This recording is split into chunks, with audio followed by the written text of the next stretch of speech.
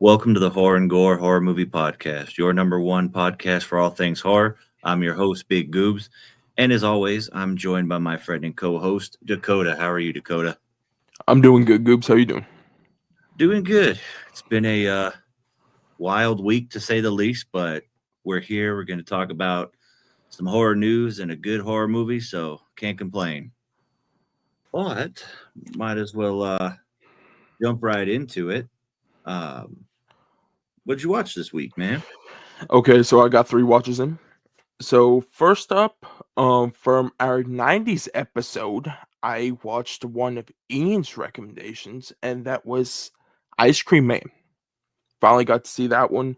Really enjoyed it. It's goofy, but I think the goofiness goes along with a lot of the themes of the movie. Then up next, I watched The Long Walk. We would be talking about that later, of course. Then I finally got to see Ari Aster's new movie, Eddington. I What'd you love it. think? I Yeah. love it. It's good. Um, I know me and you saw Kobe's reaction last night to it. His reaction, 100% onto it. There were Yeah. some moments in that movie because I watched it with mom and dad watched a little bit, but me and mom's reactions were the same as Kobe's. Yeah, I'm gonna have to check it out. I need to finally sit down and watch it. Well, I got quite a few this week. I did a rewatch of one of my favorite Guillermo del Toro movies, and that is Crimson Peak. It's finally back on streaming, so I had to watch it. It's gothic, it's a romance, ghost story. It's fantastic. Then I watched a international film. It's a revenge film, martial arts film called Striking Rescue with Tony Jaa. Nonstop action, great martial arts fights. It was fun. Then I finally got a chance to watch Diced Reloaded. It's available to rent on Prime. Uh, Enjoyed it. Benny the Scarecrow is a sweet character design, and I'd like to see more with a bigger budget and a more story driven.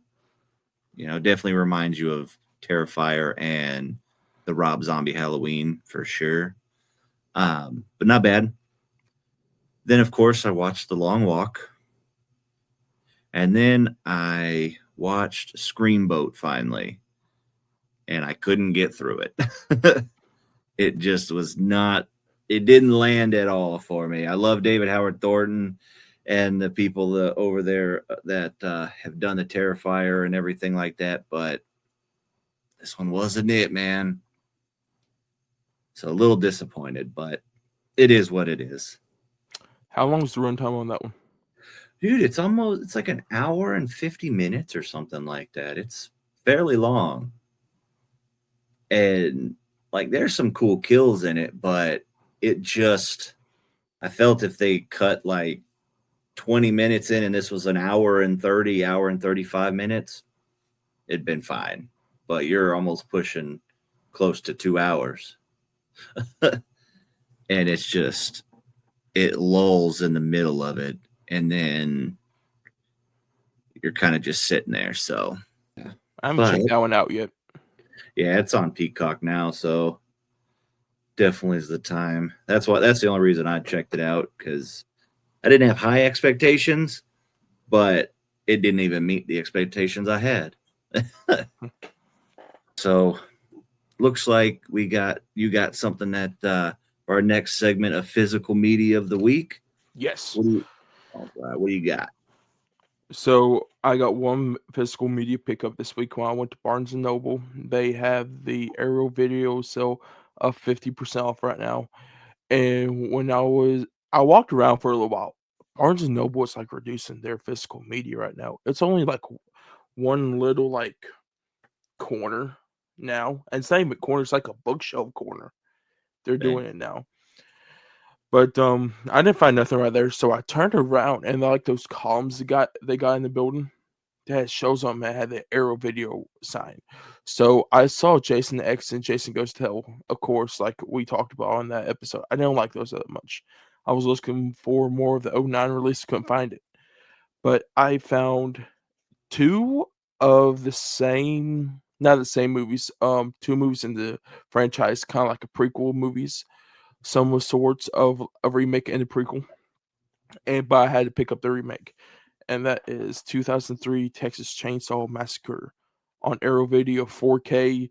It's only $50. Got for 25, which I actually picked up the beginning. Never seen it, but I wish I got it picked up. But I think it's on Arrow Videos. No, Barnes and Nobles website.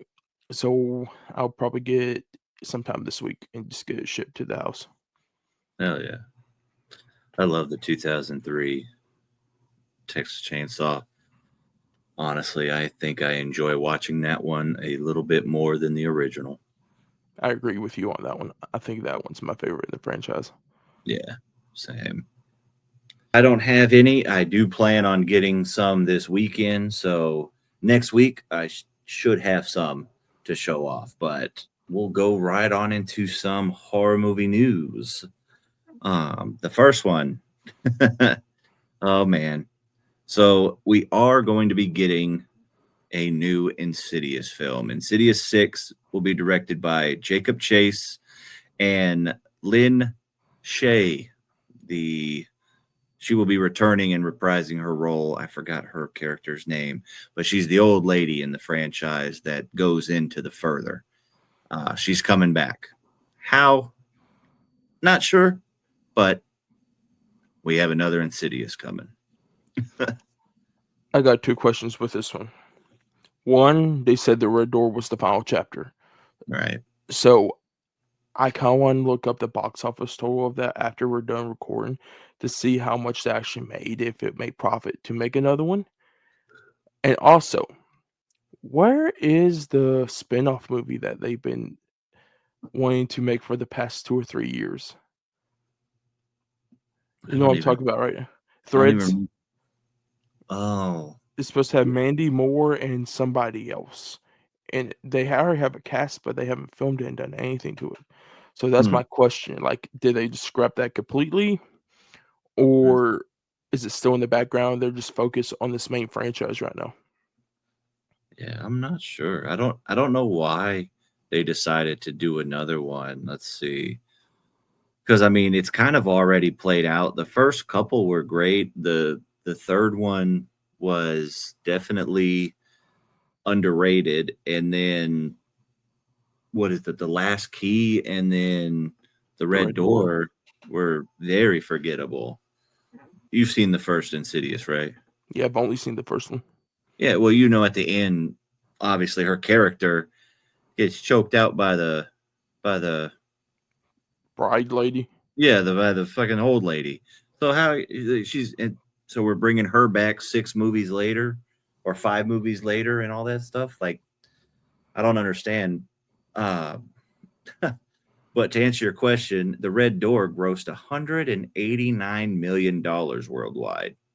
Yeah, that was profit. Yeah, that's why they're doing it. It's the same reason like we talked last week with The Conjuring. That thing has made $330 million, and that's why they're making the prequel. So I'm guessing $189 million with of course a horror movie budget's like less than these higher, bigger budget like Hollywood movies. So that's why we're getting another one. Yeah, can you guess what the budget was? I'm guessing 10 million. Little more, 16 million. And they made 189. So that's over yeah, 11. Quite a bit of profit. And you think you average a few like 20 million for marketing, they banked at least 120 million off of that movie. So that's why we're getting another one. But my excitement is very low. But the next piece of news I'm really excited for. What do we got? Okay, so next up we got I actually did like this one while I was looking it up today. So of course we already got our first look at Pinocchio and Pinocchio and Strong. The new movie in the Puniverse, if you guys didn't know, it's the next upcoming movie I think they're gonna have. Should be releasing sometime this year. But we got a first look at Jiminy Cricket, and it's gonna be voiced by Robert Englund. And this design, practical, is gonna be also by like it. It's giving off that dark fairy tale that they want to do, and it Yeah. matches up with Pinocchio also. Yeah. It honestly looks like Freddy. It honestly looks like Freddy Krueger. Like, it's crazy, but with obviously in the shape of a cricket with the wings and everything like that. It looks like Robert Englund's face is Freddy in this picture, which I Yeah, think is really cool. So I'm excited for this. And so hopefully we'll get a concrete date for that one soon. hopefully. Yeah. But for you physical media collectors out there, it looks like Screamboat is actually getting a steelbook release, and that's coming out December 9th. I haven't looked it up. Do they have any images yet on it? Yeah, Yeah. they're not Yes. bad. I am gonna get it though, because of course I've got Yeah. Terrifier 2, 3, and I got the Me one, and that's all the Cineverse like media entertainment releases, which Yeah. they are gonna be releasing this one also. Yeah. I have the Terrifier 2 and 3 steelbook, which I really like. I do like the artwork on the Mean one. I just don't have it. So I'll look up and see what it looks like, because I'm sure it's going to be a pretty sweet looking design. Okay, up next, which I'm excited for this. Someone asked Kane Hodder, like, is there an update for Hatchet 5? And he said, Kane Hodder said that he thinks Hatchet 5 will happen. Because, of course, Adam Green has put around, like, he has an idea for it, but they're just waiting on the studio. But, of course, Kane Hodder said there's nothing planned yet, which, like I said before, with Adam Green, he's waiting on the studio to actually give them, like, funding and stuff for it. And he did mention that it's not going to be in space. Yes. Which, why would you put Victor Crowley in space? Hey, That's the man. question I want to know. From the swamps of Louisiana to space, who crazier things have happened. But I'm excited. I hope there's a fifth one in that franchise. Me too. Because it's been 8 years. Yeah. Yeah. Just, Good grief, 8 years. Oh, I feel old. You better stop that, man. No, what's sad is that that's when I graduated, was when Victor Crowley came out. So Jeez. think of that as 8 years since I graduated. Dude, I graduated the year the first Hatchet came out in 2007. Oh, I was in 3rd grade. Dude. Yeah. So hopefully we'll get one. This next piece of news, I'm excited, but I'm not excited with what they're doing with it. So reportedly, A24 did get the rights to the Texas Chainsaw Massacre.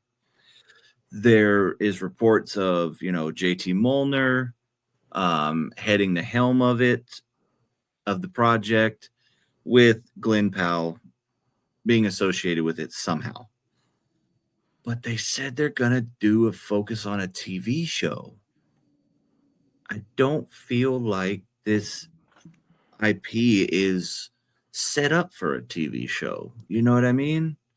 It doesn't feel like it would be. And while I got excited because JT Mulder, and I mean, you watched Strange Darling, right? What was it? Oh, I think it came out. Was it last year? It was last August. Yeah, last August. Yeah, which the way that he did that movie was fantastic. I mean, the story, the direction, how it looked, it was fantastic.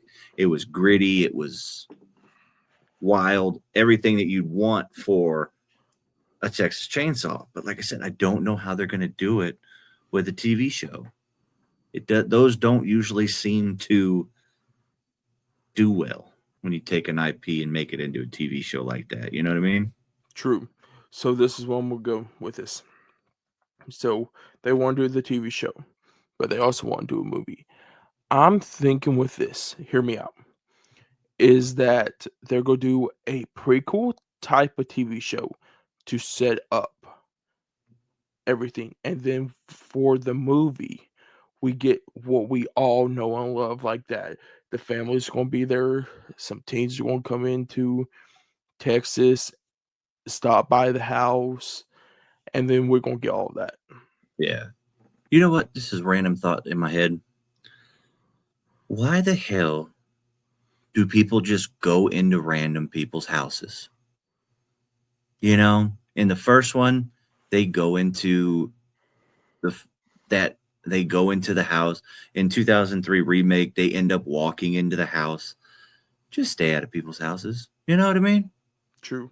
Like, I'm trying to think of the other ones though. And I can't remember the other ones, to be honest. I don't know, 3D, they did get like permission to go into the house because of course it was her. Yeah, she was, do your thing, cuz. And of course 2002 is on Netflix. No, they should never bought the city. That's what they should never done. They like enter his territory. But I can't have the others because I haven't seen 2. I haven't seen The New Beginning. I've only seen The Beginning, and then Letterface. I've only seen 2 once, and then I can't remember like the New Generation or whatever the other one is. Like, I can't remember, but yeah, I'm excited to see what A24 does. They're normally known for like their out there takes on films and whatnot, but I'd like to see just a straight up gritty, gnarly, brutal slasher from them, you know? Yeah. I do agree with you on that one though. This is a big news, the next one coming up, because if you were unable to see the new Toxic Avenger in theaters and have been wanting to see it, well, good news. It is going to be coming on digital in just about 2 weeks. It's going to be on September 30th. It's going to be up for video on demand services. And then you can expect the physical media at the end of October. Looks like they are doing a 4K release, and I'm sure your standard physical releases. But this will finally be able to have people see it, because I know it was only a limited release and not a lot of people got to see it. So this is big news. I'm excited for it. So you're talking about releases. So there's a Blu-ray release, a DVD release, a regular 4K release, a 4K Steelbook, which I'm gonna try to get that. Also released by Cineverse Media, so they got 2 big releases this year. And then they're doing a regular 4K with the OG, so it's a little 2-pack. Oh, nice. That's cool. I'd like to see the original get kind of the restoration transfer, however it works, onto it. But so that'll be cool. One to add to the collection for sure. And then looks like we got another physical media piece of news as well. So together, the neon film that me and Goobs reviewed about 4 weeks ago, I'm thinking. Yeah. It's finally going to be getting a 4K release. I think it's already on digital. So it's getting its 4K release, and it will be available on November 11th. Yeah, I'm super excited. I rented it again so my wife could watch it, because I saw it on that early access AMC showing, and she loved it. I still love it. It's top 5, I think, in my list so far this year. However, with the movie that we're going to be talking about, there's going to be some changes for sure. I'm excited for that. Another piece of physical to add to the collection. But any more news before we move on? Another one for all you streamers. I forgot to put this down. Me and Goobs will actually be watching this probably. I don't know if Goobs will, but if you missed Megan 2.0 in theaters and didn't want to get on video on demand, it will be on Peacock on September 26th. I'll watch it when it's on Peacock for sure. See what the fuss was all about. Real quick, for all the horror people out there that have kids or just like animated horror. There's a new movie coming out this Halloween called Stitchhead, and it's based off of a book series, and it's basically kind of like a Frankenstein's monster.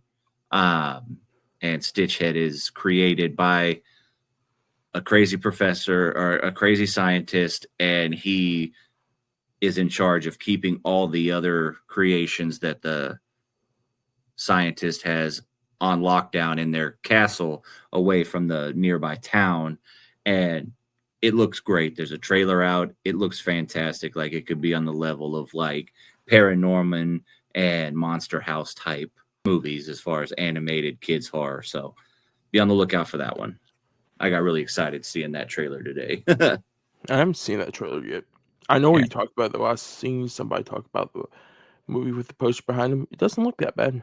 Yeah, I did a reaction video with the trailer and everything, and just so people could get to see it. And it'll be something I'm going to take my girls to probably. So just keep an eye out for that one. But without further ado, who's ready to get emotional? Who's ready to get devastated with our main topic, which we're going to be talking about the new Stephen King adaptation, The Long Walk, available in theaters right now.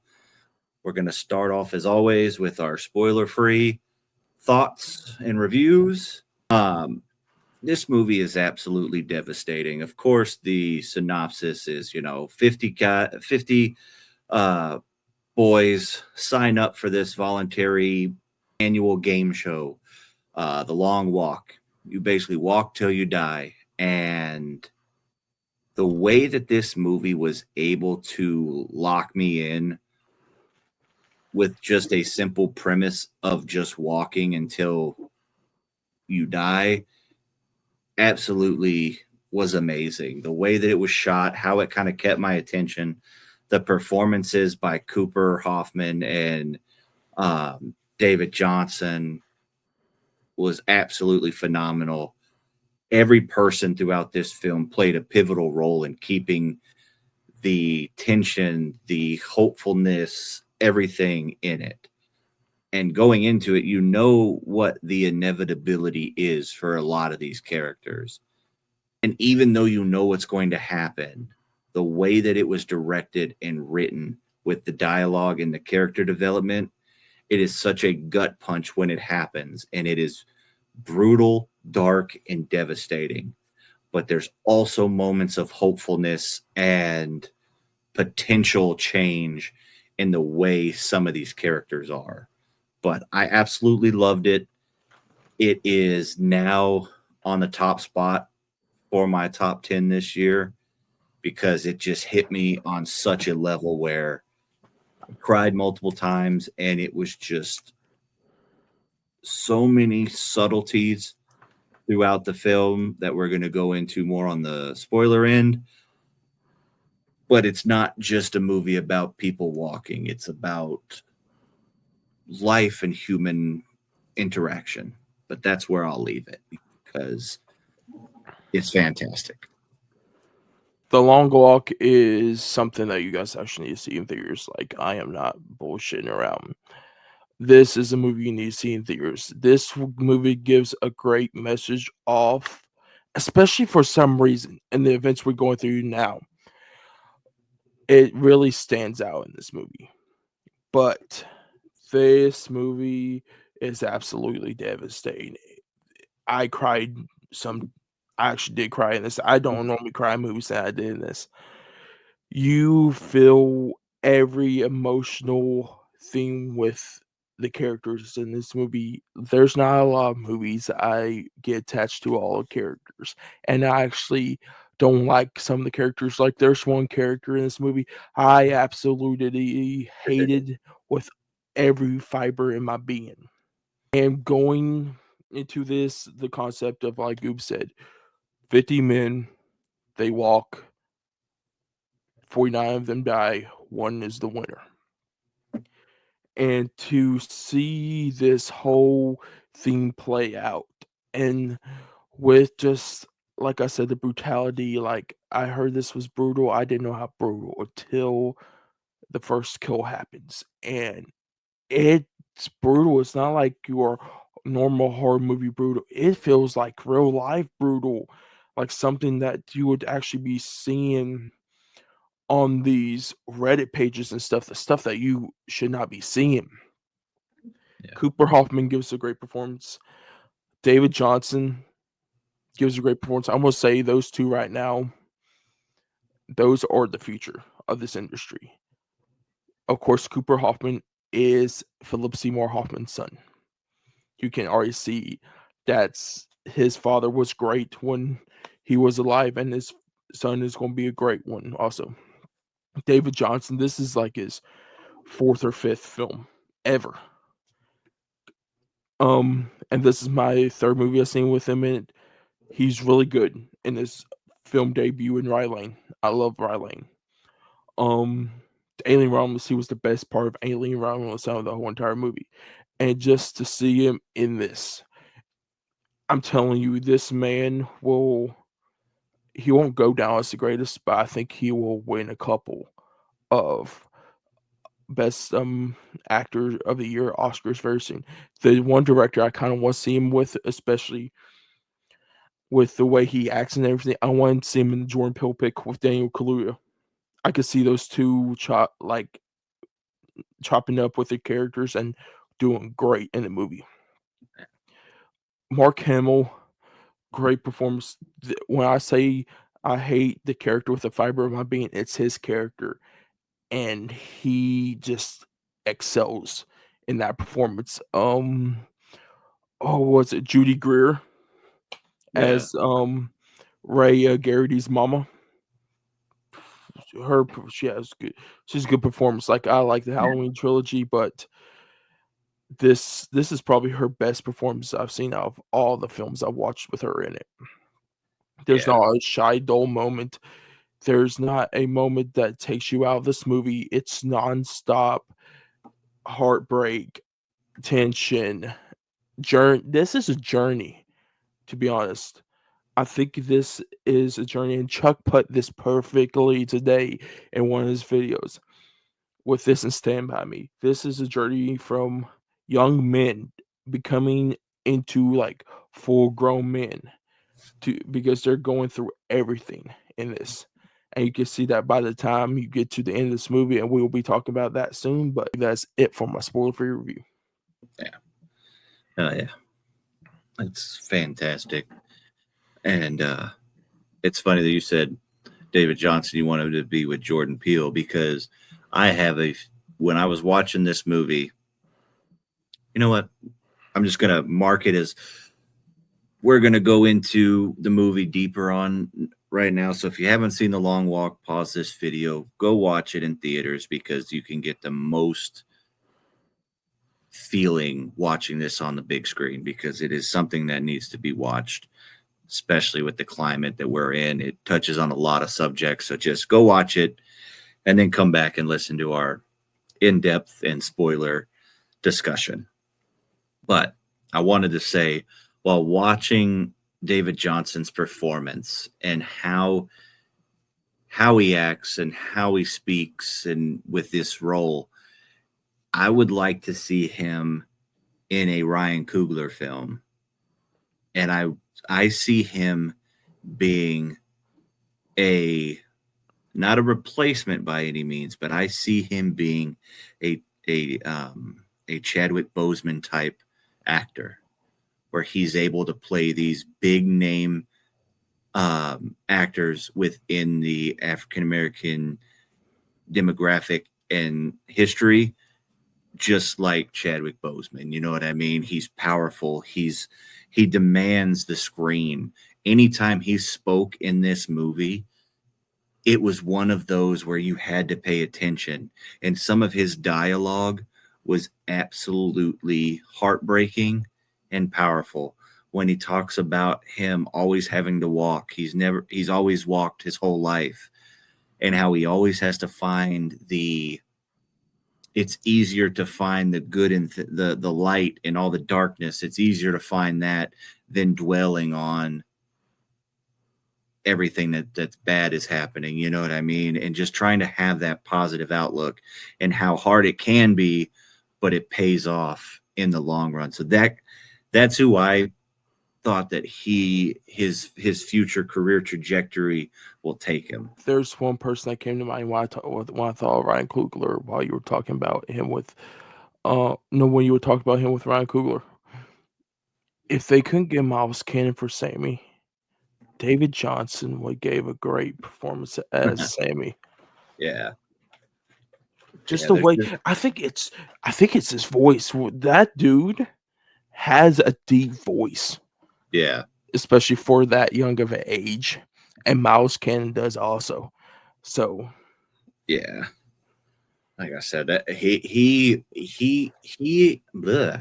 and Cooper Hoffman were definitely highlights of this film. Their connection straight from the beginning when his mama drops him off and they're meeting at the gate to check into this fucking long walk. Their immediate connection was there, and it radiated through the whole film from start to finish, and it was absolutely phenomenal.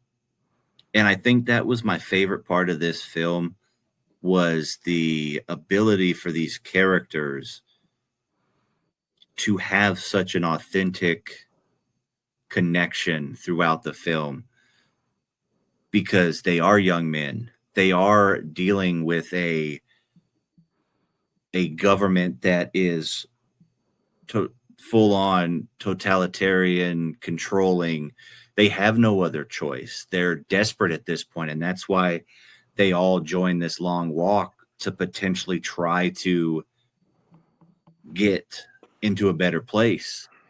And it shows what desperation can push you toward, knowing that you could potentially die, but there's no other choice. And I felt that was a very strong part of this film too, because knowing that there is a 95% chance you're going to die, you know what I mean? Like, it's a 1 in 50 shot. So it's a 1 in 50 shot to win, and you still sign up voluntarily. But I think that goes into the dystopian aspect of this movie, because they feel like there's no other way. They feel like they're literally trapped. And it's funny because I don't know if you picked up on it, but when they're talking about that this is a voluntary race, it's really not, because everybody applies for it. Everybody tries to get in there because they're so desperate. It's almost like a gun to your head, no pun intended. It's like, yeah, you have a choice, but you also have a gun to the back of your head saying, do this because this is the only option. And it kind of hits on a deeper level that they're all from different backgrounds, but they all feel the same. They all feel like they have to do this to try to get in a better position. They all feel like, yes, they all have different purposes of joining the long walk, but it all stems of trying to get to a better place. And they're all human. They all come from different parts of the country. Each walker in this movie represents a state. So they come from literally across the country, but they're all the same. They're all human beings, and they all have this human connection that just from the very beginning, when they all meet at the start line, you feel it. How did it make you feel, like, from the very beginning? Because it hooked me right away. So it really hooked me. Did you cry at this part? Oh, dude, I cried right at the drop off when I can't remember his character's name, but Cooper Hoffman's when he was right at the drop off, when they're talking about his dad, and that, it's something he felt like he had to do. And like, I'm just like, oh shit. Like, I felt it. And you just, when they tried to hug and walk away and she had to run and hug him again, I already started tearing up. I thought that was sad. I didn't cry at that. My mom, though, she cried at that moment. I think it's the thing of me as her son and to ever feel like that one day. I think it's that. Um, I like the connection right here a lot because you see before you even go to Ray and them, like Ray meet like Pete and all them, the connection between Ray and his mama, it's it's emotional because like you said, they talk about their dad, like she's telling him like you got backed out, like the back out date was yesterday. He's like, Mom, I don't want to back out. I want to do this. And we're thinking that he just wants to win it for do it for the money, but there's a bigger thing that Ray wants to do with this long walk, and we'll talk about that later on. Yeah. But when he meets up with Pete and everybody, I thought it was really good because we got connected to everybody real quick. We got Pete, we got Ray, we got Charlie Plummer's character, we got the guy from the new Karate Kid. We know his character. Um, the guy who's I forgot his name. I know he's really big in religion, Christianity. So I like all their characters because it shows a little bit different from each side, and you even see the oh, I forgot his name. I and you this is why I'm gonna go with this. Ethnic backgrounds. You see every ethnic background in this. You Mm-hmm. see from whites to African Americans to Asians to Native Americans. Yeah. It's nothing like this is not just like your standard like white only movie. Yeah. You see everybody and everybody treats it's to the point of I think the United States has got so bad in this movie because of the Great War, and of course, the Great War is the Civil War. That everyone, it doesn't matter what race you are, gets along with each other. In this, they are going for the same. You can kind of see there was one moment we're going to talk about one character later on. I thought he was a little bit suspicious because of the way he treated some certain people, Yeah. but I like it because you kind of get a little backstory about each. Like Ray, he's there. Talked about his mom a little bit. Pete, you get a little bit backstory, and everybody. Especially with the one. Who is it? It's the 18-year-old. It's the guy who plays in Jojo Rabbit. Oh, Curly. Yeah, Curly. You can. Yeah. See, it makes me sad because he says I'm 18 years old, and you know what comes across my mind of that? All these young men who want to go in the army and excited to go in the army, and they're not, and they don't have no clue what they're getting into. Yeah. All these 49 other men know what they're getting into with a long walk, and Curly is an 18-year-old who thinks that I think like what Pete said earlier. When you get your 3 warnings, you think that the gun's going to get put to it and a little bang like little stick with the Oh, bang fly comes out. I yeah. think Little that's what flag. Curly thought. He didn't realize that it was going to be real, and his death is Yeah. the most brutal, I think, out of the whole entire movie. I was not expecting that. I talked to Mom an hour ago.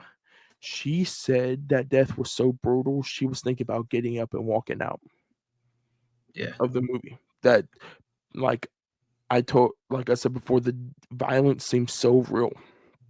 Yeah. And she was not expecting it. She says she almost got up and went back to the car and just let me watch the rest of the movie.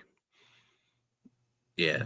It's very realistic, and especially kind of like you said, you get multiple perspectives. Like when you dig a little deeper into their friendship throughout this film, you have the Three Musketeers aspect. Just fucking, it was so fantastic with Ray, Pete, Arthur, and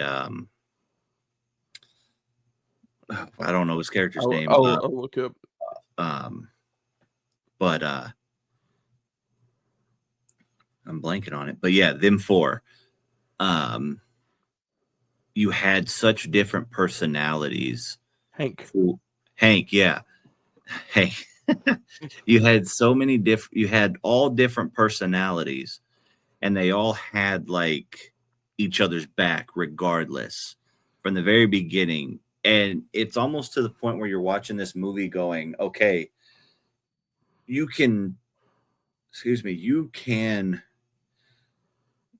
be there for your friends, and you can be there um, as a group and try to get through a tragic time together.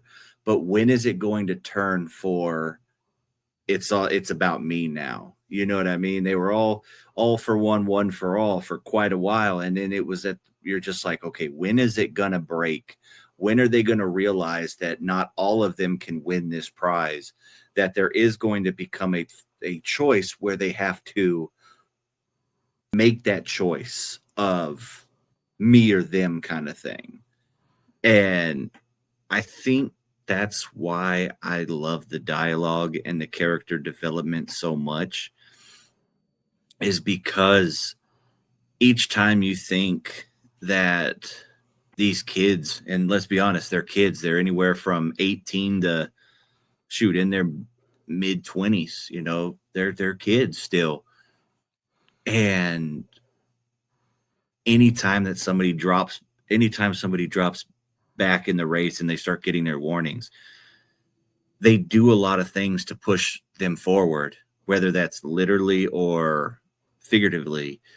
Like Ray and Phil, wait, it was, I forgot his, yeah, Ray, Pete. I don't know why I called him Phil, but Pete, you know, they're always pushing each other forward.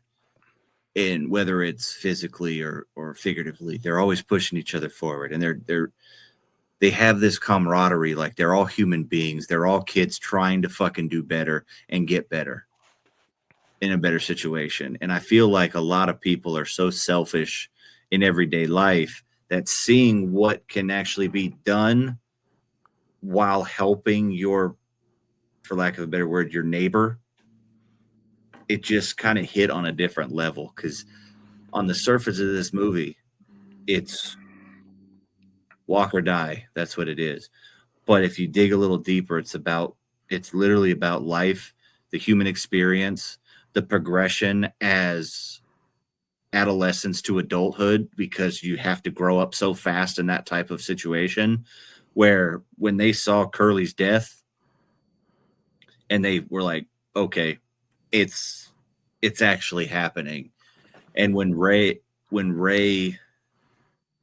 and Pete had their little back and forth, this is what stuck out to me. And I felt it the same way in our current climate when he goes, I can't remember exactly what it said, but I'm paraphrasing, where it says, I don't know if that's ever going to get easier. Don't worry, that'll get easier when you see the deaths happen. And Ray goes, well, that's what I'm afraid of. And I feel like that hit me right in the feels, because it's like, you see so much stuff going on in this world, devastation, people dying, war, all that. And then, of course, just recently, and there's so many people that are so desensitized from the real world violence that we're in right now, that it's almost like, it's all right. Not realizing that it's people, it's legitimately, that could have been you or me or whomever. And when that first death happened and when he said that, I was just like, oh, fuck. It hit so real, because we deal with that on a day-to-day basis ourselves, with seeing so much shit on the internet and on the news. And it just, everything's so desensitized. And I think as a society, it's kind of like, it's sad. It's definitely sad. You know what I mean? Yeah, I agree with you, because especially with the recent events happening, like this past week. But it's also to desensitize. Like me and you watch horror movies, right? Yeah. I've seen the video. That video was that video stuck in my head now for the rest of my life. Because Yeah. like you said, that's a real person who died on my phone, and that just can't get out of my head. And I think that pulls across with kind of like with what Ray and them say, because to be honest, I think that's the first person I think I've ever seen die in real life, like on my phone or ever. Yeah. So I don't want to get to a situation that that's going to be the norm and everyone's just going to be posting that stuff and Yeah. me be desensitized. I'd rather be desensitized to nonfiction, like what we watch, than Yeah. the stuff in our real life, because I think the stuff in what we're doing right now needs to be like a wake up call to people. Oh yeah. And that's why I think the timing of of this release literally is, you can't make it up. You know what I mean? Like, it's honestly one of the like perfect timings of this movie to come out, because shit, we have a school shooting every fucking week, it seems like. We get all this devastating news, and it's just like, okay, on to the next one kind of thing. And you see it. I mean, the winner sees it 49 times before himself. So it's like, how many times can you see something before, yeah, you get totally desensitized? And it is just one of those movies that I think, and like I said, the premise is just walking. You got a group of kids and you're just walking. But from a technical aspect of it, I felt like they were able to keep the attention throughout the movie with their dialogue, with their connection, and the camera work that Francis Lawrence was able to do. A few shots of being upside down, or this angle or that angle, different weather throughout the thing. Because I know some people were like, it's a movie about them just walking, but it's so much more. Go into further, and you have you know the military aspect of it, and the totalitarian government where they're making all the rules. We're going to go a little deeper.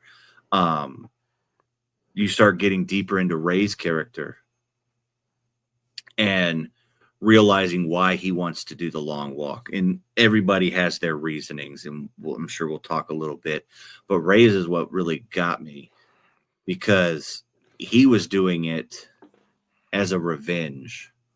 Because you find out that throughout this totalitarian regime, after this Great War, the government was saying what you can watch, what you can't listen to, what you can do, what you can't do. And they were monitoring it. And if you didn't do what you were supposed to do and submit basically to this new way of government, you're gonna die. And his dad was showing him the way that the old world was, or old world was, for lack of a better term, showing him older music, older videos that were considered illegal. And I mean, look what we have going on now. They're banning certain books. They're trying to get rid of social media, not just here, but in other countries and here. They're trying to limit access to social media, what you can and can't say. There's a lot of these dystopian type things that are happening in this movie that are honestly moving forward in real life. So you start seeing these things, and you're just like, holy shit. And when he talked about his dad and the major pulling him out of his house and shooting him in front of him and his mom, and that's why he wants to do it, because every winner gets a shit ton of money and a wish. His wish was going to be, I guess we can go right in. His wish was to get the gun and kill the major right then and there. Yeah. You have that revenge type where he's fueled by hatred and vengeance, and against not just the system, not just the one person, the major, but the system itself that it has begot onto the whole country. and him thinking that if he kills the major, it's going to stop the long walk. It's going to, potentially put a damper on this regime of authoritarianism, which, and this was written in the 60s, I think, right after Vietnam, when we were dealing with a big boom of the military industrial complex. And of course, Stephen King being against a lot of that stuff in his writing and his stories, and being very, I don't want to say fuck the system, but kind of fuck the system. You know what I mean? He puts a lot of that in there. So it's crazy from the 60s and writing this after the Vietnam War to 2025 and still dealing with the shit that we're dealing with then now is absolutely crazy. Yeah, most definitely. I agree with you a lot. A lot of that. I think it was actually released in '79. I was looking up today, so I forgot what's happened during '79. It was right after Vietnam, though, all of that war. Yeah, because and he was 19 or something like that when he wrote this book. So you have to He was think, like, 19. yeah, he was, yeah. So not only did he put his own kind of thoughts in it with what was going on in his picture, you have a lot of young people now feeling the same kind of way. And what direction we're going, it's just, they say, history repeats itself when you don't learn from it. That's kind of where I feel like we're at this point, which is kind of scary, but that's why I think the timing of this film is so needed. And that's why I think people need to go see this movie. So I want to talk some about some of the sad parts in this. I know it's not that great to talk about during this episode, but that's that's a lot of the stuff that really hits harder with this movie. Let's talk because we already talked about Curly's death. Let's talk about the was it Red? I think his name was the young boy who was get getting bullied by Charlie Plummer's character. Oh yeah. Uh fuck it. They made fun of his name. Let me look it up. Rank. Yeah, Rank. Yeah. Yeah, this one was this one was a wild one because there's rules to this game that they're going. You can't, obviously there's the main ones of walking 3 miles an hour, not stopping. If you go below 3 warnings, if you go 3 warnings, you get your ticket punched. And if you get a warning for every hour you walk after that, it takes away a warning. So, but there's also other things that you can't do to the other kids, like antagonize them, bully, that type of thing. But there's one character, Barkowitz, is that his name? I think. Yeah. Dude, fucking asshole. Like at first I thought he was going to be like the comedic relief. Like he was the fuck the system kind of guy, flipping the cops off while walking, and I was like, okay, I'm going to like this guy. It totally switched when you start kind of getting to know him. He became the asshole of it. So when he's like making fun and because he gets the 2 warrants and it's the second warrant. He had his first. Then but he was about to have a second because he talked about his mom. They swung for him, moved out of the way, then he skidded on the ground for a second warrant. And Yeah. you knew he was not gonna get up for his third. And that's when Ray gets pissed. This is when Pete gets pissed. This is when Hank gets pissed. And Yeah. even Arthur. Is it Arthur? Yeah, Arthur. Arthur gets pissed also. And of course, Barkovich is like, he wants the kid to get up. He don't want to see kid die because they already watched Curly die. Yeah. And he, of course, gets killed. And I think this starts the down spiral of Barkovich. I'm going to say this. Barkovich, is he racist? There's something wrong with him for sure because he starts hitting himself in the head and he kind of has this like a tormented, like it feels like honestly his home life he's beat, and like he has that like he's been bullied by his family, so he's got to bully other people type mentality. He definitely could be racist for sure, because there were certain things that the way that he was looking and kind of saying throughout the film, like he wasn't a good person. Especially the comment when he comes across Pete, like I'll show you later. That pulled it right off the bat because he Yeah. bullied the crap out of Pete, he bullied the crap out of Arthur, and especially Hank. He was a character, like I said. I thought he was going to be kind of the funny one and fuck the law and that sort of thing, but no, he was just the piece of shit character. Then you got, um Arthur, who is the religious one, and kind of you also have Ray, who's kind of a religious person. He knows a little bit, but he doesn't consider himself a a, a, a religious person. And the fucking Hank is just so funny. Okay, I want to share a little bit about Arthur and his religion. Um, of course, I'm religious, so for me, I'm kind of like Arthur. Like I believe in everything, but Yeah. I don't like in the movie. He didn't push off to people. Like he Right. he shared it all with them. Like I'm like that. Like I let Yeah. people know that I'm at, but I'm not going to like push like the narrative of like if you're not religious, don't. I'm not going to like push that onto you. So I think that was good because it showed. I think especially behind his character that he knew about God and that he loved God and religion and that God was going to push him through this race to win.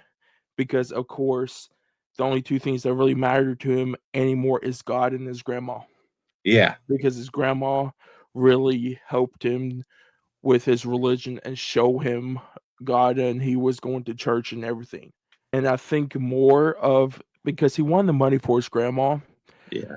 but I think it's just because you know how they say in especially religion, there's like you can there's like good riches like with like heaven and everything, then the riches of like that. I think with him, he knew the riches of being religious, being Christian, all that, but he wanted to get the riches for his grandma so she could live a good life Yeah. with him. It was not all about money to him. I think for everybody, especially in these four, I don't know about Hank that much. It might have been money.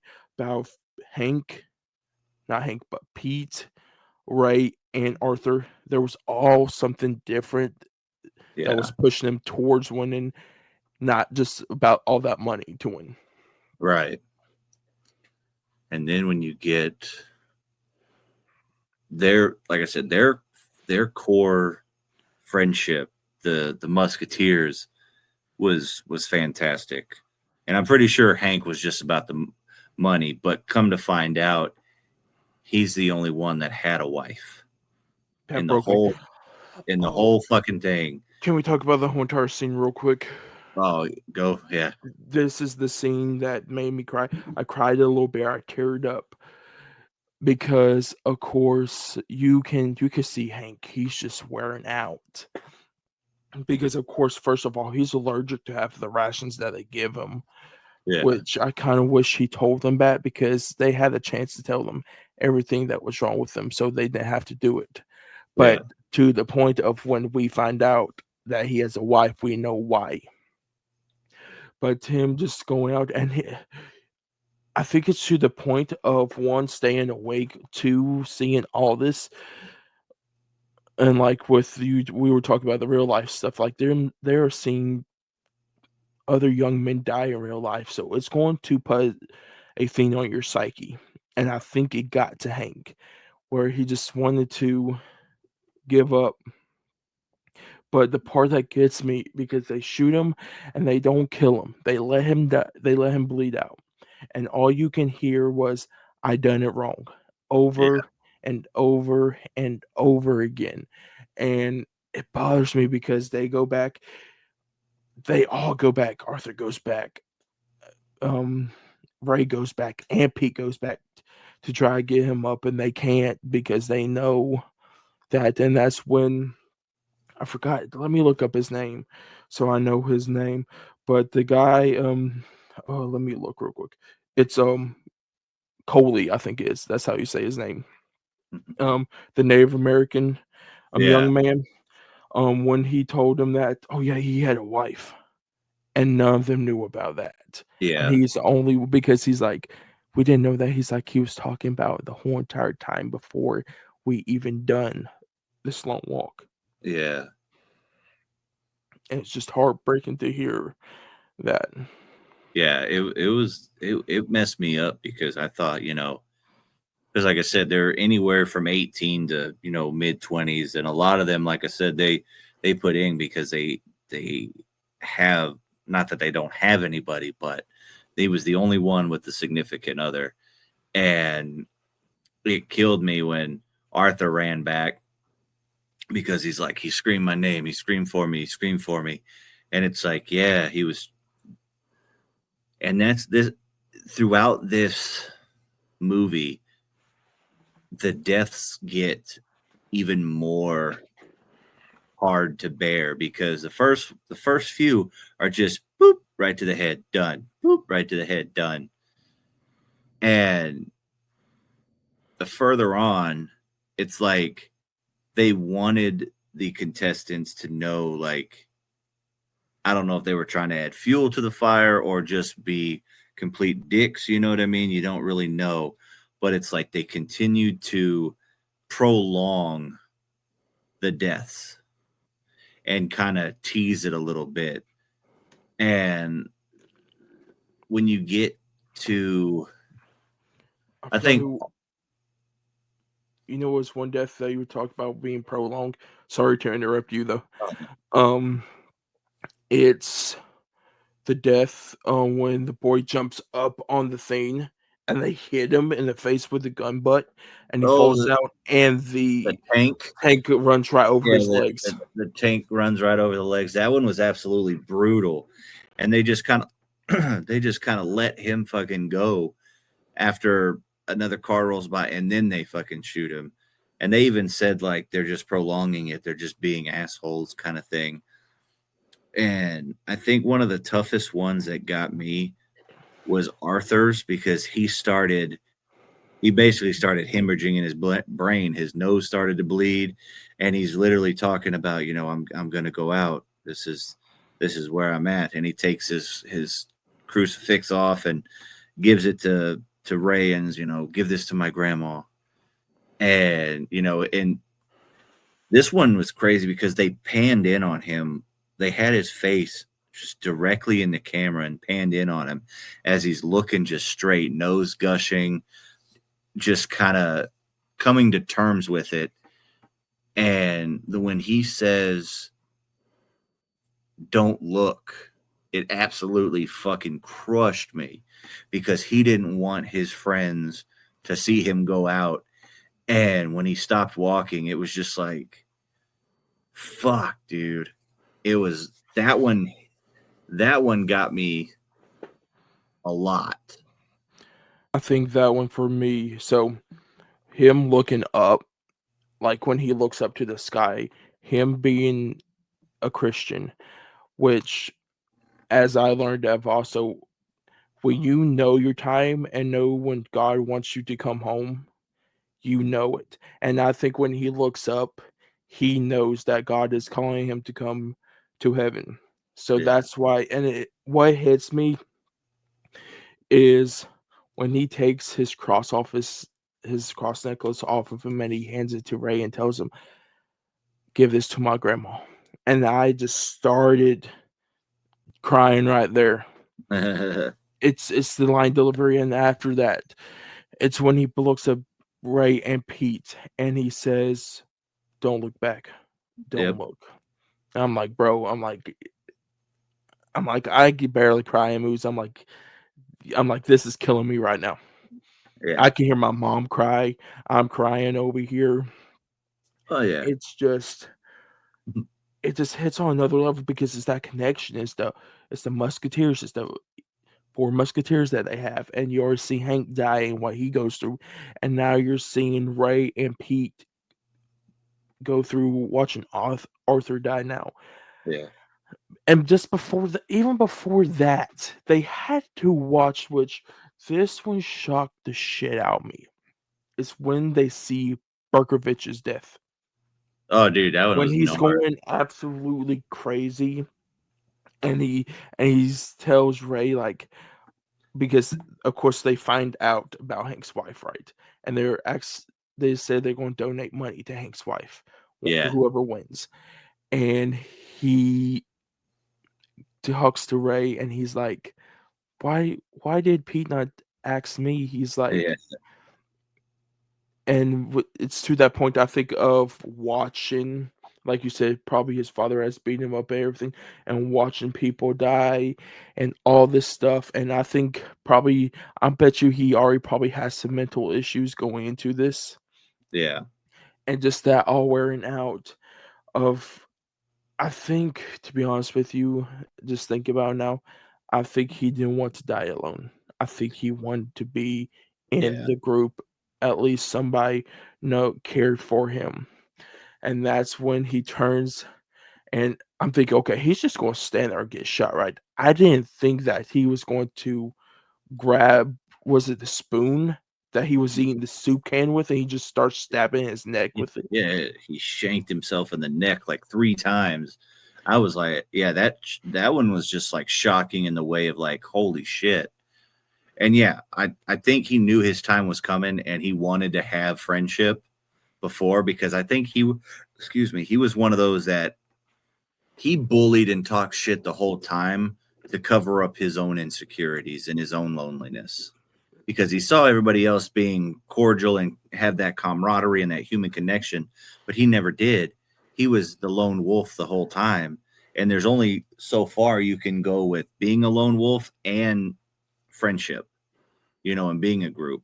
So it kind of comes, and I'm pretty sure he just felt like it was time, and he knew that no matter how far he went in the game, he wouldn't have anybody to help him and actually like want to see him go.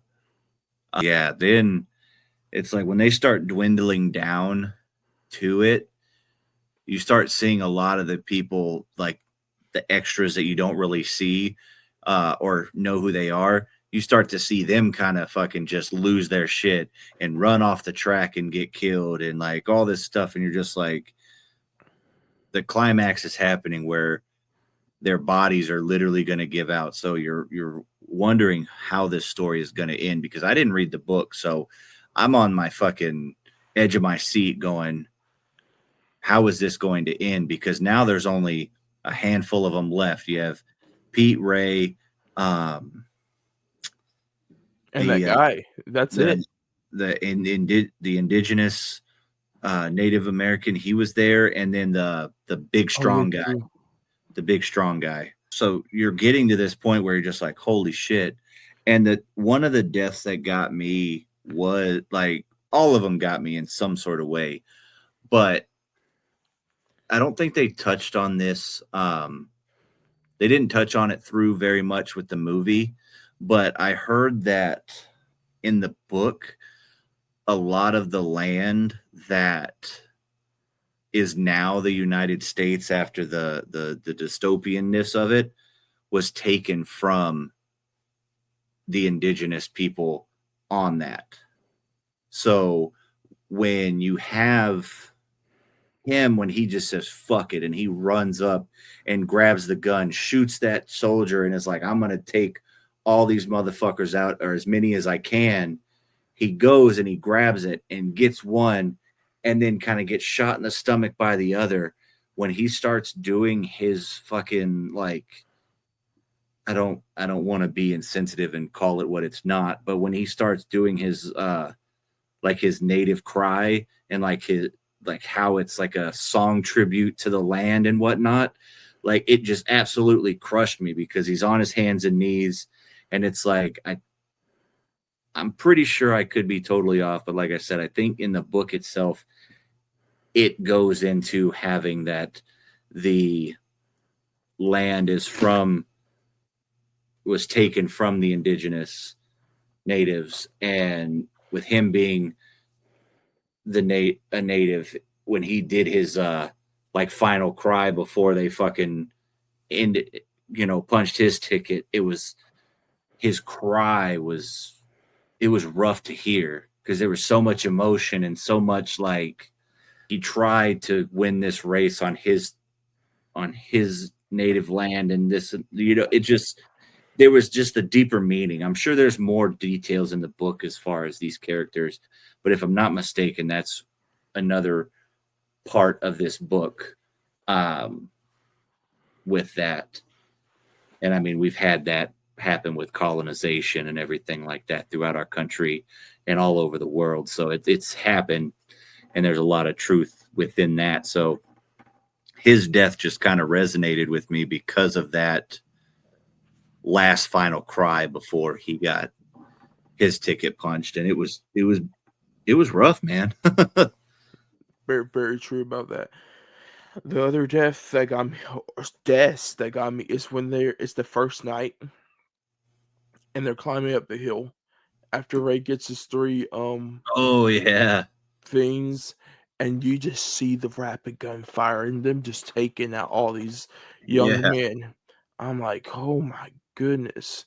It's kind of like a war battle of when you just see all these young men get gunned down. Yeah. It's sad. And that's when you hear like Borkovich's character just being a complete ass, because he's fucking saying, "Oh, Ray, you're not going to get through this. You're not going to get through this." Just talking all this shit to him, and you're just like, but then you have Pete and everybody saying, "Keep going, keep going." And there's, like I said, he was just that one asshole that just. And I didn't think he was going to die because obviously he's the main character, so I didn't think he was going to die there on the hill. So I'm just like, it's going to be fine. But it was tense as fuck.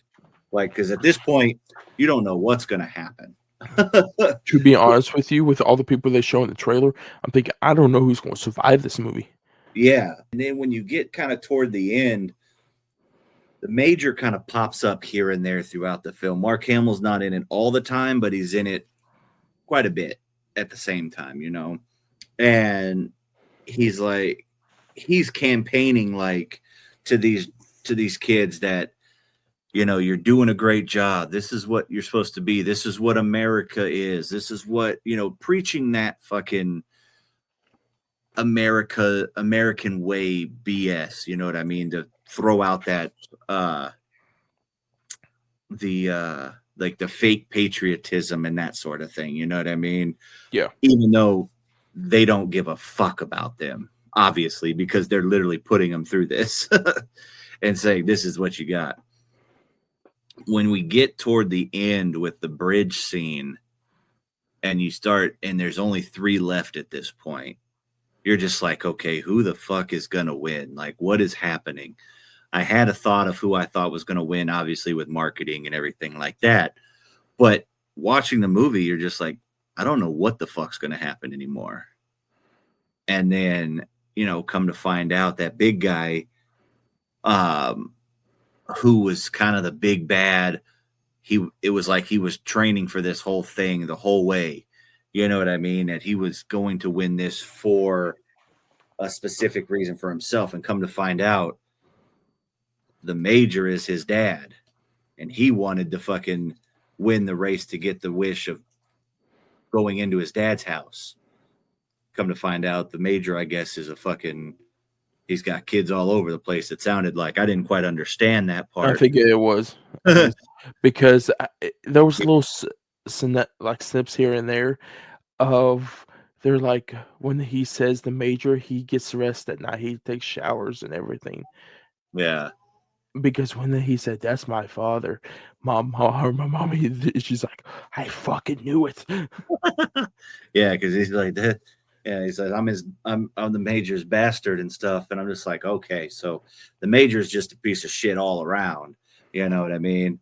And when they're on the bridge just talking, he's got his body's literally shutting down. He's like, my liver's failing. I feel everything. And, I'm just going to have to it's going to be you two, Pete and Ray left. And when he kind of just stops walking, I forgot what he yelled before. I can't remember. Because they would take forever. Yeah, they And were he's like, taking. just do it now. Yeah, and I think they knew who he was, so they were just kind of like waiting for the go ahead kind of thing and prolonging it just in case the major stepped in, which obviously he wasn't going to anyway.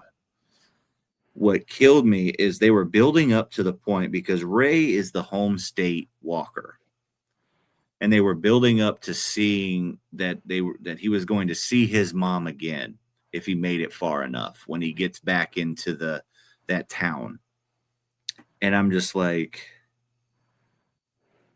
this is gonna fucking kill me, because throughout the film,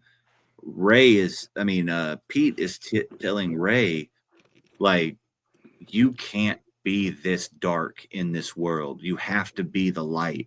You have a mother. You have to be there for your mother. You can't get caught up in all this violence and this revenge.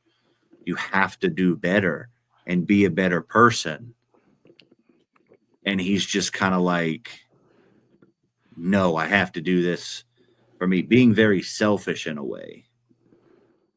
And then when he sees his mom again, it just kind of clicks. And she's standing off to the side of the road as they're walking down like the main street.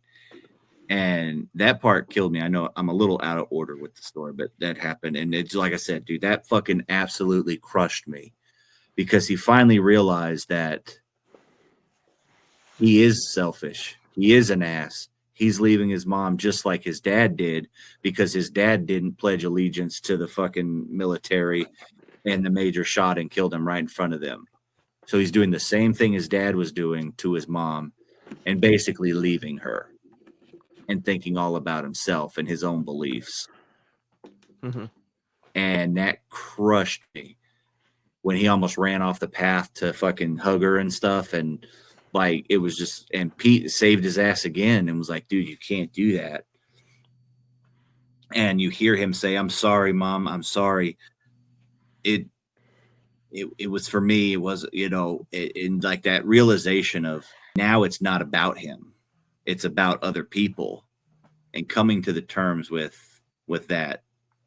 And then when you get to the final scene, like the final part, what did you think when it got to just Pete and Ray? I thought, to be honest with you, I thought both of them were going to stop at the same time. Yeah. And we were going to figure out, like, once both of them hit the third ones, are they both going to die, or are they both, what's going to happen? Yeah. It's funny, I had kind of that same feeling, like, because through the whole time before the race even started, they were, boys. And Pete's story it was terrible, about, him walking. He hasn't stopped. He was in foster care. He was, he was with an uncle that, wasn't a good person.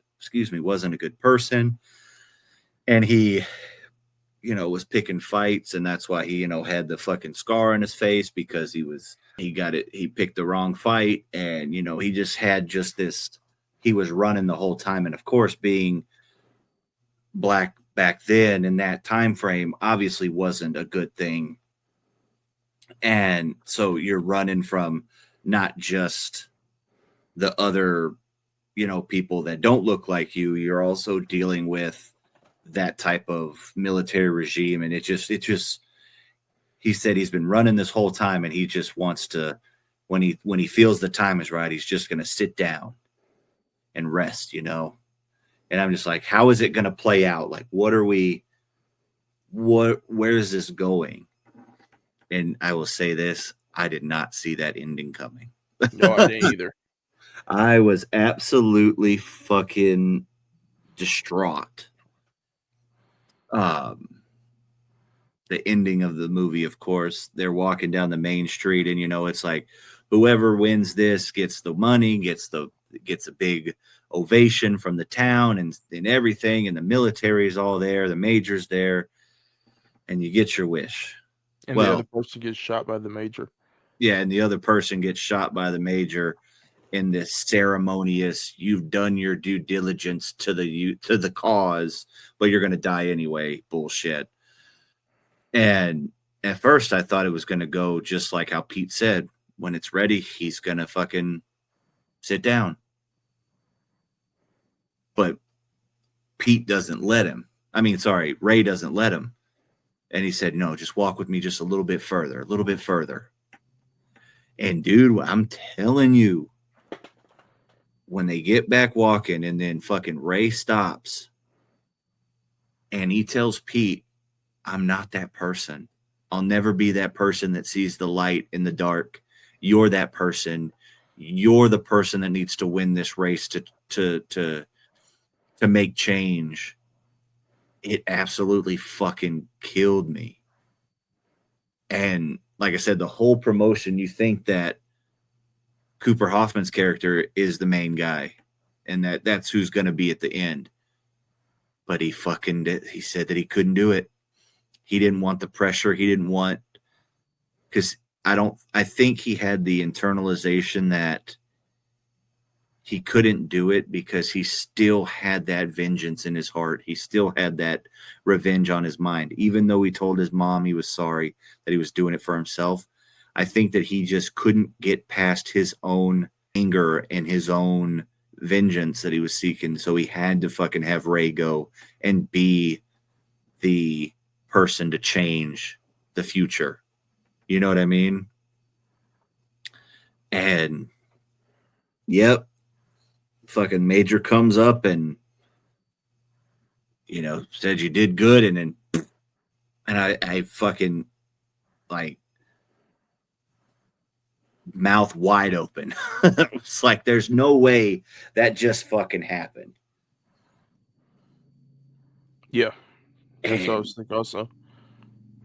And I thought the ending, because I guess the book ending and the movie ending is different, so I'm going to have to see what the book ending is. But did you look up the book ending? So I've watched a video there. After we're done talking about the ending, there is some differences that I want to talk about with you about the book, that they changed a lot of it, especially this ending they did. Because, yeah, and after of course they shoot Ray, they announce Pete is the winner, and you get the money is his, the wish is his, and you're just like, what is he going to wish for? Is he going to wish for the two winners like he thought or that he was thinking about, so that if there is two people in the next race that have that same camaraderie, they can both work together and win together, or, kind of what's going to happen? And lo and behold, he said, I want a carbine. Because previous in the movie, Pete said he was going to wish for the military's carbine and shoot the major. Ray. Yeah, sorry, Ray said he was going to get the carbine and shoot the major right then and there. But Pete said, no, you got to do something better than that. You got to do something different, because that's just not going to fly. They're not going to let you shoot the major. And he's like, well, I won the race, so what are they going to do? It's a whole new precedent. So he was thinking it's going to change the landscape of going further within the long walk. But Pete couldn't let his fucking friend, at this point, his best friend, go out like that, and he wished for the carbine. And I was like, he's not going to do it. Did you think he was going to do it? Okay, this is it. He was not going to do it at first. I talked to my mom about this. He's not going to do it until the major started talking about, oh, you got all these riches, you get all this and that, all that. And that's when it flashed in Pete's head. They don't care about me winning this. They don't care about anybody winning this. All they care about is giving money out the riches of everybody. Mm-hmm. And that's when he knew he had to kill them right there. Yeah. And he fucking pulled that trigger and killed the major right then and there, and set that carbine down and walked away and walked down Main Street. And then it cuts. I like when the major's like, we're gonna get you carbine. He's like, I want that carbine. Yeah. So I can show my kids. He's like, I want that one.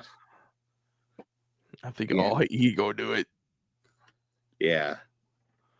Like I said, I was okay with how it ended. Kind of that open-ended, like, well, what happens next kind of thing. I was okay with it. I felt there was closure for everybody in the game, obviously, because one, they're dead, but two, he had the closure and had the vengeance for his friend, had vengeance for his friend's dad, and just kind of, but yeah, I thought it was a good ending. I thought it worked. So I want to talk about the differences between the book real quick. So when Stephen King wrote this when he was 19, instead of 3 miles per hour, the boys were walking at 4 miles per hour. Shit. The ending. Okay, so the ending was Ray won. He won the long walk. Pete wasn't even the second one. Pete died. He was the third person. Oh, wow. So it was him and then the other guy that was the major stunt. They were the last two. Yeah. In the book, Pete's not Pete, Ray's father, he's taken off by the army. He don't see him get killed. He just is taken off by the army. So he doesn't have the goal of killing the major. So the major doesn't die in the book. But it's the same point of what Pete does.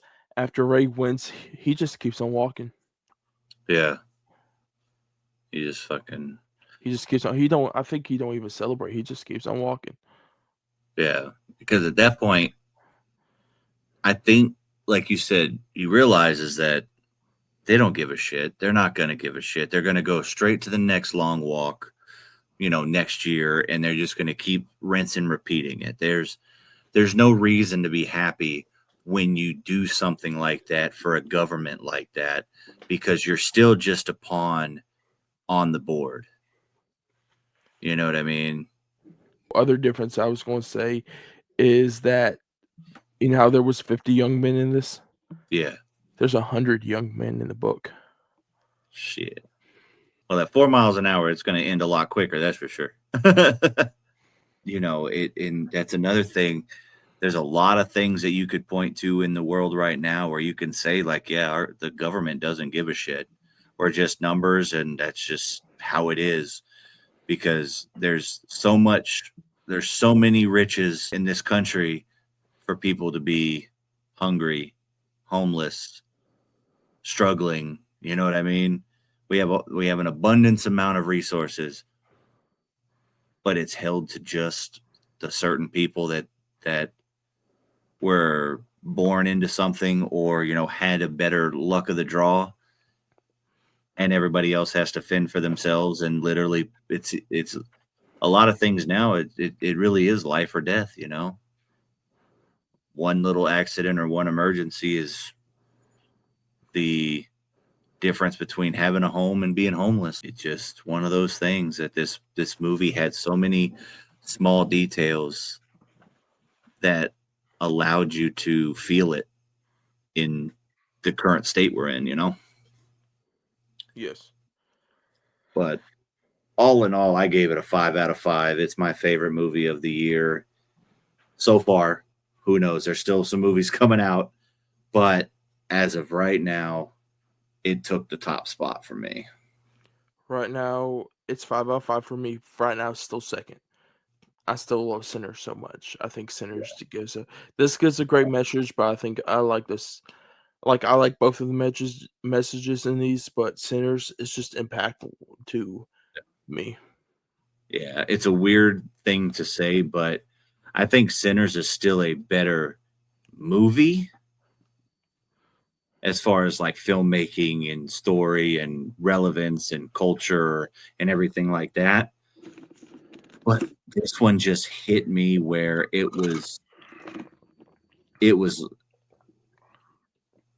got to me. And that's what I look for in these horror movies, you know what I mean? And movies in general is something to move me, something to in this instance, shake me to my core. And that's what it did. It literally felt like as I was walking to my car, like, damn, I just walked all that distance with them because it's such an emotional roller coaster. And I got to go through it again because I'm going to see it Thursday with my Oh, wife, good grief. and I have to deal with it again. So I'm definitely going to have some emotional support popcorn and candy for this one. Are you going to get on Steelbook? Hmm? Are you going to get it when it comes out on 4K or Blu-ray? I'll definitely get the physical for sure. This Steelbook looks nice. I'm actually going to get the Steelbook of it. Well, I'm just going to say this. We're going to be doing a movie review next week. So I'm going to start now tonight again so you guys can get prepared. We're going to be doing a movie review for him, the new Justin Tippin movie, starring Marlon Wayans and Tyreek Withers, Jordan Peele, a producer. But I'm going to even tell you guys that 2 episodes from now. So we are going to actually me and Goops are about to start Fantastic Fest remote coverage this week.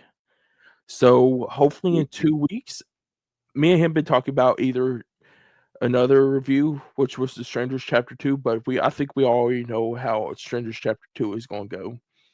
So I rather me and him probably talk about Fantastic Fest and tell you guys what good movies are going to be coming out of that festival, hopefully getting picked up so you guys can see them.